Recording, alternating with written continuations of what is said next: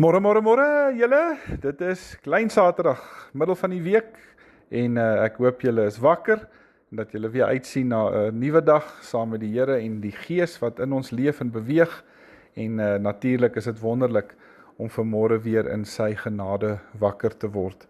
Gaan lewe vir hom, dit is wat ons kan doen met elke persoon wat jy vandag raakloop en ontmoet, straal die liefde van Christus na hulle toe uit, sodat hulle ook daardie liefde sal ontvang. Nou ja, vanmôre is dit middel van die week en nog relatief vroeg in die jaar en ek sal ook nooit anders kan as om nie eers in my oggendgedeeltes met julle te gesels oor gebed nie. En vanmôre wil ek lees uit Lukas 5 vers 16, baie bekende gedeelte wat ons altyd nog in die verlede ook gelees het. Jesus het hom altyd weer in eensame plekke afgesonder om daar te gaan bid.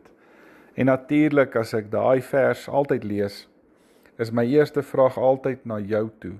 As Jesus dit gedoen het, hoeveel te meer nie ek nie.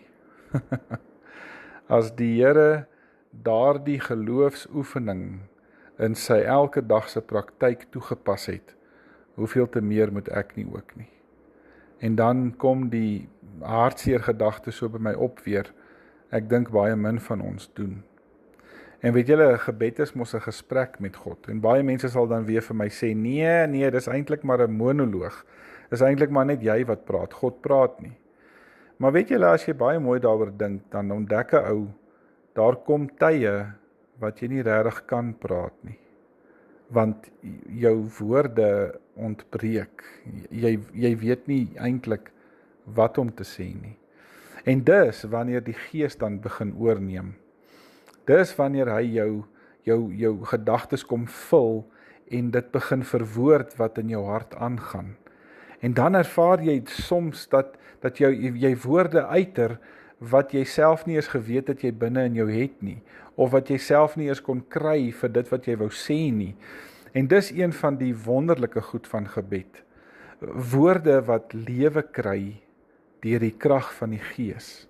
En dit is die ervaring van gemeenskap met God. Jy word oorspoel by die wete, God is by jou. En dan is woorde nie altyd nodig nie, want dan praat die Here dan, en dan luister ek. Openbare gebed is aan die gevaar van versiersuikergebede vandag.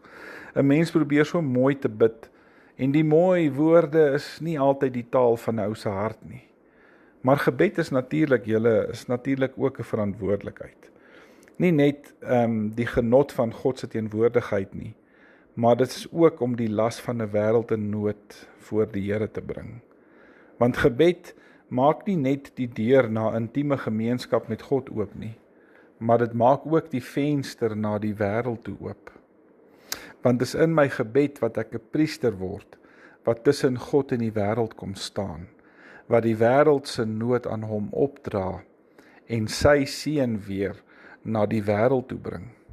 En dit is hoekom gebed hierdie wonderlike sleutel is wat die Here vir ons gee, want dit is waar ek en jy die geleentheid en die kans kry om die hemel op die aarde te laat deurbreek en om die aarde na die hemel toe te vat. Besef julle hoe geweldig kragtig dit is, dat ek en jy tyd in gebed by die Here moet spandeer.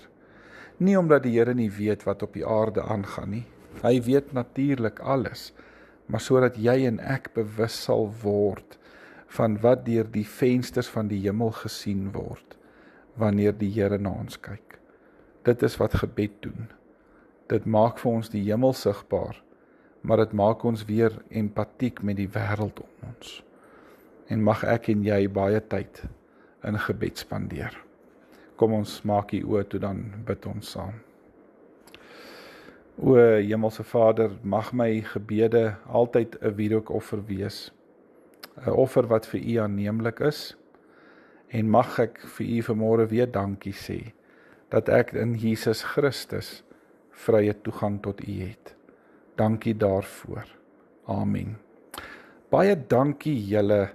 Ja, julle moet sommer 'n wonderlike dag hê. Môre gaan ons weer voort. Geniet julle dag.